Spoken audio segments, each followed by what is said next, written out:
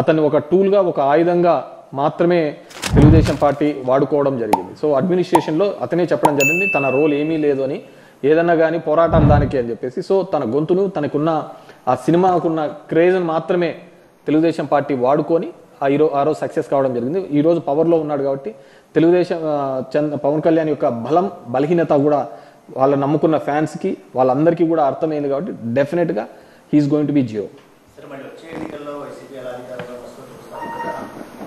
ఇలా చాలామంది అన్నారు, వచ్చాము, డెఫినెట్గా కూడా రేపు కూడా రాబోతున్నాం.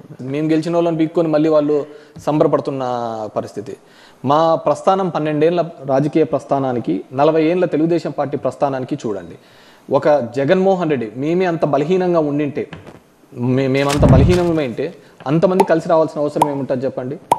అంటే మీకు ఎక్కడా ఉండదు దేశంలో Telugu Desam party, BJP party, communist party, Janasena party వీళ్ళన్నిటికీ కూడా వ్యతిరేకంగా ఉండేది ఎవరిది? కాంగ్రెస్ పార్టీకి పుట్టినది. ఈ కాంగ్రెస్ పార్టీ కూడా మాకు వ్యతిరేకంగా నీకు దేశంలో ఎక్కడా ఉండదు.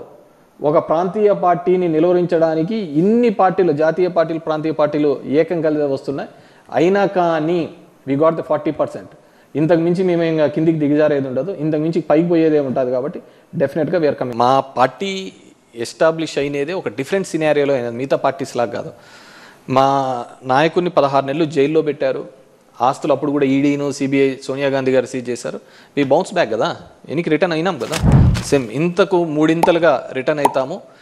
ఖచ్చితంగా కూడా వైఎస్ఆర్ కాంగ్రెస్ రాసి పెట్టుకోండి, 2029లో పోయినసారి వచ్చిన మెజార్టీ కంటే అత్యధిక మెజార్టీతో